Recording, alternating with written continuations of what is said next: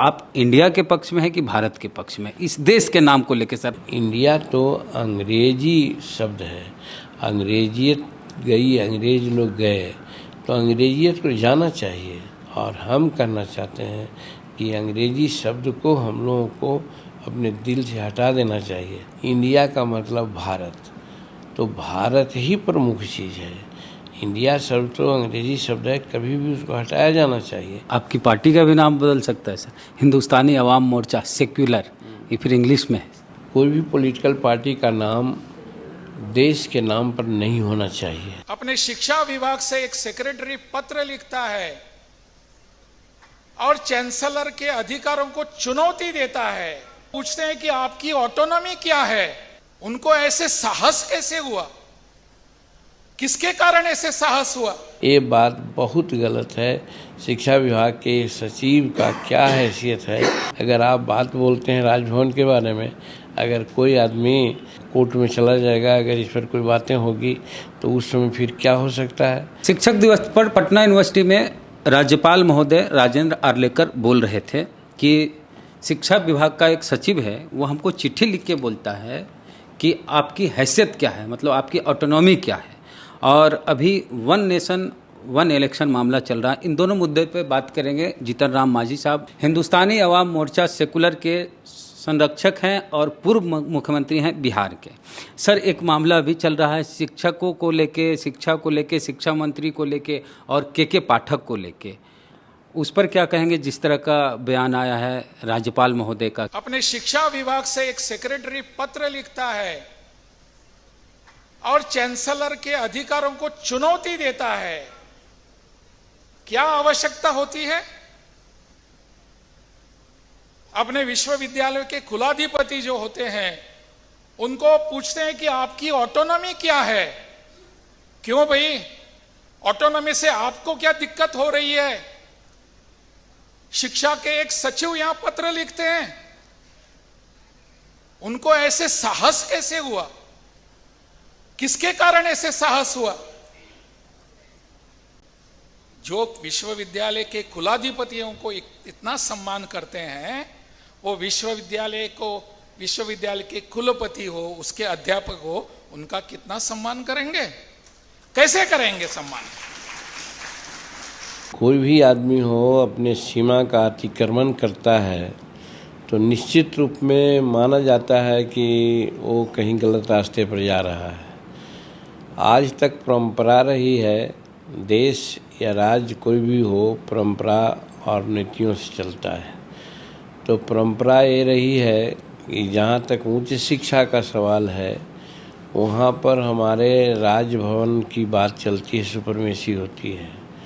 वहाँ पर बिहार सेक्रेटेरिएट का या बिहार विधान सभा के जो और लोग हैं या बिहार का जो शिक्षा निदेशालय है उसका कोई दबाव नहीं रहता है।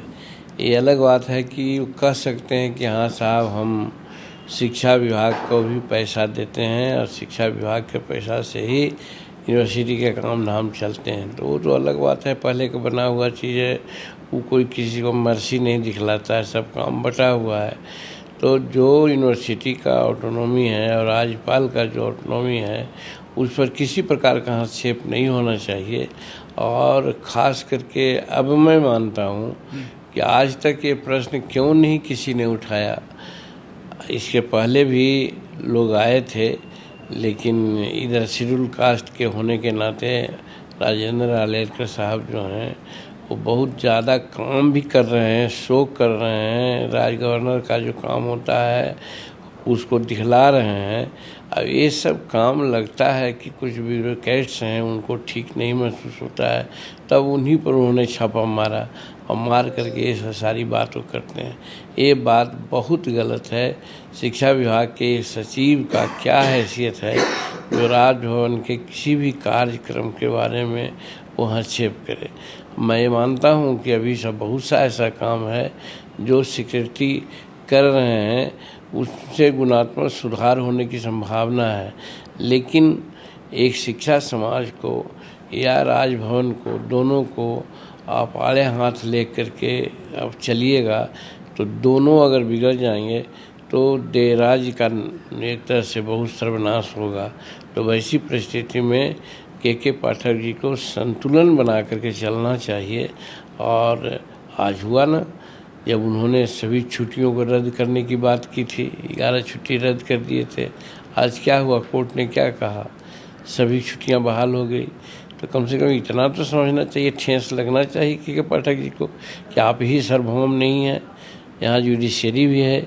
अगर आप बात बोलते हैं राजभवन के बारे में, अगर कोई आदमी राजभवन पर जो इस प्रकार का उन्होंने टीका लिखा है, कोर्ट में चला जाएगा, अगर इस पर कोई बातें होगी तो उस समय फिर क्या हो सकता है। तो कहने का मतलब फिर ये रह जाएंगे। तो इसका मतलब कि काम उलझा करके रखना चाहते हैं, काम सुलझाना नहीं चाहते हैं। तो हम तो यही कहेंगे कि आप काम कीजिए, ठीक काम कर रहे हैं, इसमें कहीं कोई शक नहीं, लेकिन संवैधानिक संस्थाओं की मर्यादा का ख्याल आपको रखना चाहिए। दलित हैं आर्लेकर साहब राज्यपाल, इसकी वजह से भी कुछ ऐसा हो रहा है क्या? ये तो मैं पहले कह चुका हूँ कि राज्यपाल महोदय का जो पद है वो न शेड्यूल कास्ट और दलित और कोई का नहीं है, राज्यपाल महोदय का पद है। राज्यपाल महोदय का पद की एक गरिमा होती है जो संवैधानिक है। भारत का संविधान ने उसमें कुछ अपना हिसाब दिया है, बताया है। वैसी परिस्थिति में उसे जानबूझ करके छेड़ कर सकते हैं। तो हो सकता है इनके दिमाग में आया हो ऐसा कि हाँ साहब ये हैं, कमज़ोर हैं, क्या करेंगे, जो मन में होगा हम कर देंगे। तो एक जगह उनको ठेस लगी जब छुट्टियों को इन्होंने रद्द किया तो, और हम समझते हैं कि ऐसा इन्होंने अगर कहा होगा तो कोई न कोई आदमी ज़रूर कोर्ट में जाएंगे कि राजभवन का जो मानहानि हुई है इससे के चलते उन पर कार्रवाई हो। एक मामला चल रहा, वन नेशन वन इलेक्शन, कि मोदी जी की जो सरकार है वो चाहती है कि पूरे देश में विधानसभा और लोकसभा चुनाव एक साथ हो। विपक्ष वाले जो इंडिया वाले वो इसका विरोध करें सर। देखिए, अगर विरोध करते हैं घमंडिया गठबंधन के लोग, तो मैं समझता हूँ कि साबित होता है कि वो चुनाव की जो लड़ाई है, प्रक्रिया है, उसमें अपने को देख रहे हैं कि हमारी हार हो गई। अगर नहीं हार होने की बात होती तो जो वन इलेक्शन वन नेशन की बात या वन नेशन वन इलेक्शन की बात है, इस पर कभी नहीं अलग की बात बोलते। 1967 से और 1962-63 में या 1952 के बाद जब चुनाव हुए और 67 तक के हुए, उस समय तो यही होता था कि विधानसभाओं का चुनाव एक बार होता था, लोकसभाओं का चुनाव एक बार होता था, दोनों एक साथ होता था। इससे होता है क्या, गरीबों को फ़ायदा है और जमहूरियत को भी फ़ायदा है। जमहूरियत को फ़ायदा इसलिए है कि आज कुछ लोग ऐसे हैं जो लोकसभा का इलेक्शन हो या विधानसभा का इलेक्शन हो, सेपरेट होते हैं, तो एक उस प्रकार का वो बल तैयार किए हुए रहते हैं और उसके माध्यम से वो कानूनी प्रक्रिया भी अपनाते हैं और बूथों का कब्जा भी करते हैं और बूथों का कब्जा कर करके अपने मनमाना चुनाव रिजल्ट लेते हैं, जिसके चलते वो लोग घबरा गए कि जब दोनों चुनाव एक बार होगा तो फिर हम कैसे बूथ लूट सकेंगे, इसलिए उसका वो विरोध कर रहे हैं। और दूसरी बात, सबसे बड़ी बात है कि वैसा लोग जो विरोध करने वाले हैं वो विकास के दुश्मन हैं। इसलिए मैं कहता हूँ कि आचार संहिता के नाम पर करीब करीब हर इलेक्शन में 4 महीना निश्चित काम बंद हो जाते हैं, नहीं हो पाते हैं। तो काम बंद हो जाते हैं, पुल का निर्माण हो रहा है वो काम नहीं बंद होता है, बहुत बड़े बड़े सड़कों का निर्माण हो रहा है वो नहीं बंद होते हैं। कौन काम बंद होते हैं? तो इंदिरा आवास बन रहा है, तो वो छोटे छोटे पोखर तालाब बन रहा है, तो चेक डैम बन रहा है, तो या और कोई नया काम जिससे कि गरीब लोगों को फ़ायदा होने की बात है, वो काम बंद हो जाता है। इसलिए कहा जाता है कि आचार संहिता है। और दूसरा पक्ष इसका ये भी है कि जो गरीब तबके के लोग हैं जाते हैं तो उनका काम आचार संहिता के नाम पर रुक जाता है, लेकिन वही चालाक लोग होते हैं बैकडेटिंग कर करके और ये सब कर करके काम को करवा लेते हैं, तो उनका तो काम होते रहता है। मार खाता है गरीब, तो इसीलिए एक बार अगर चुनाव हो और एक बार आचार संहिता लगे तो वैसी परिस्थिति में हम समझते हैं कि काम करने का जो समय है उसकी अवधि ज़्यादा होगी, जिसके चलते विकास का काम में कोई बाधा नहीं होगा। और नहीं तो ऐसे बाधा होता है और एडमिनिस्ट्रेटिव काम में भी बहुत बाधा हो जाता है। एडमिनिस्ट्रेटिव काम में प्राय गरीबों के लिए काम होते हैं, वो काम भी बंद हो जाते हैं।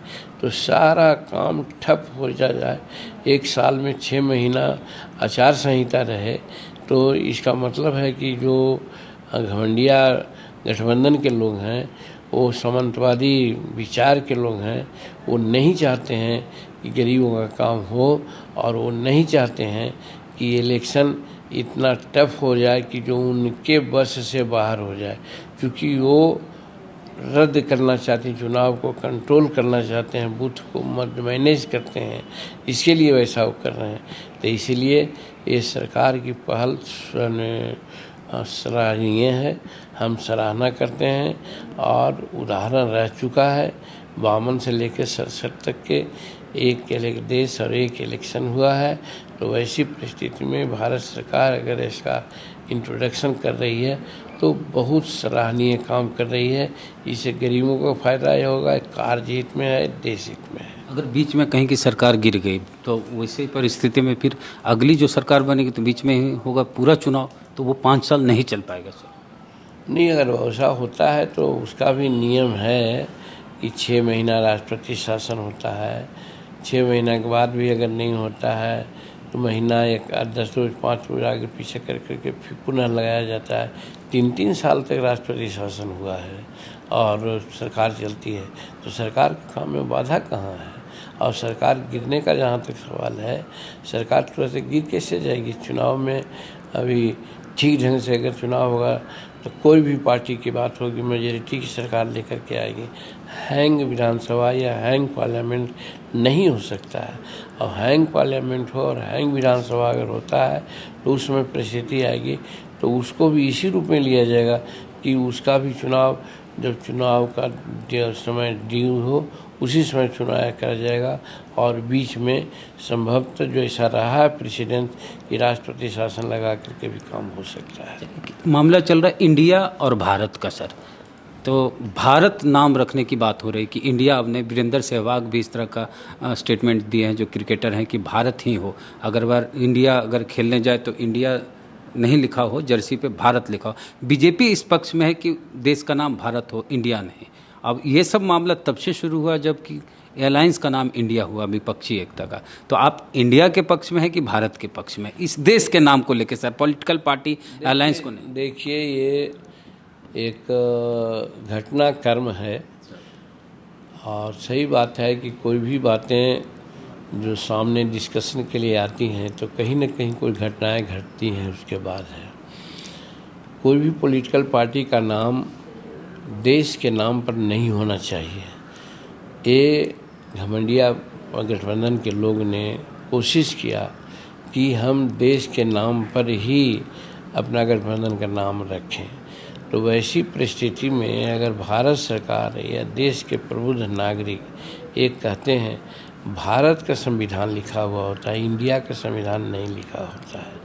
और जो हम लोग भी जब कभी देखते हैं प्रस्तावना तो भारत के संविधान के अंतर्गत ही हम लोग वो लेते हैं और नाम लिखा रहता है।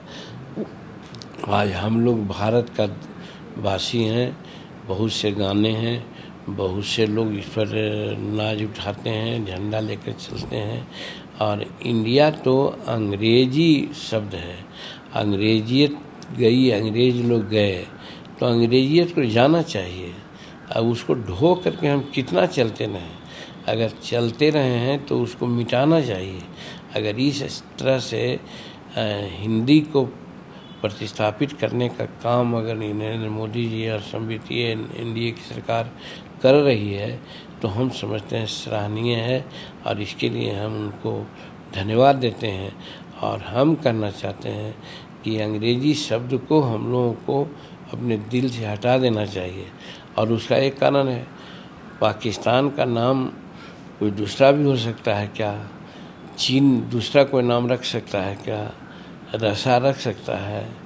इंग्लैंड का नाम दूसरा रखा जा सकता है? जब संसार के देश अपनी भाषा में अपने लोगों का नाम अपने देश का रखा है तो हिंदुस्तान क्यों ना अपवाद होगा कि साहब हम अंग्रेज का शब्द हम ढोते चलें? और उसमें भी जो लिखा हुआ संविधान में आज हमने देखा है, जयशंकर प्रसाद जो हमारे विदेश मामला के मंत्री हैं, उन्होंने साफ लिखा है कि इंडिया का मतलब भारत, तो भारत ही प्रमुख चीज़ है। इंडिया शब्द तो अंग्रेजी शब्द है, कभी भी उसको हटाया जाना चाहिए।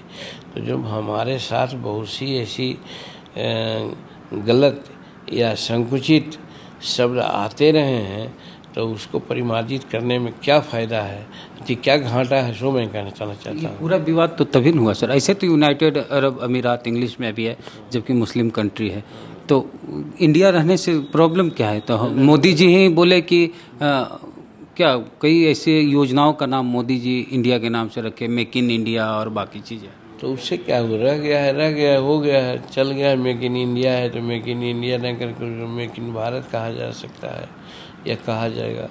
तो जो हम कहते हैं कि प्रेसिडेंस जो होती है, उदाहरण है, वो अच्छे चीज़ों की दी जाती है, गलत चीज़ों की नहीं दी जाती है।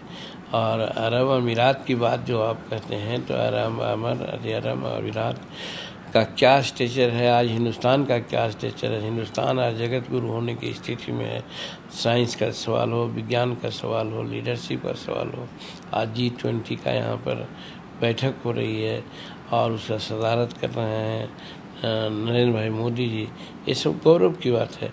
तो अपनी गौरव को आगे बढ़ाने के लिए निश्चित रूप में है कि हम अपने पुरानी कुछ रूढ़िवादी शब्द हैं या तत्व हैं, उसको हम छोड़ दें। तो हाँ, आपकी पार्टी का भी नाम बदल सकता है सर, हिंदुस्तानी अवाम मोर्चा सेक्युलर, ये फिर इंग्लिश में है। यानी वो अलग बात है, नाम हिंदुस्तानी अवाम, तो हिंदुस्तानी क्या है, अंग्रेजी है? सेकुलर का मतलब जो होता है, हम ये कह सकते हैं कि धर्मनिरपेक्ष है। सेकुलर शब्द कोई वैसा है नहीं कि जिसके चलते झंझट हो सकता है, तो सेकुलर हम लोग रखे हैं, रहता है। ऐसा अगर ज़रूरत कभी होगी, इसका कोई उपयुक्त शब्द मिलेगा और ऐसा चुनाव कमीशन हम लोगों को कुछ इजाज़त देगी तो वो भी बदला जा सकता है। ये थे बिहार के पूर्व मुख्यमंत्री जीतन राम मांझी साहब, हिंदुस्तानी अवाम मोर्चा सेकुलर के फाउंडर हैं। तो पूरी बातचीत को लेकर आपका क्या कहना, प्रतिक्रिया दीजिए कमेंट बॉक्स में। फेसबुक पे वीडियो देख रहे हैं, पेज को लाइक फॉलो किए नहीं किए तो कर लीजिए। यूट्यूब पे वीडियो देख रहे हैं, सब्सक्राइबर नहीं, घंटी बजा कीजिए। जय भीम, जय भारत।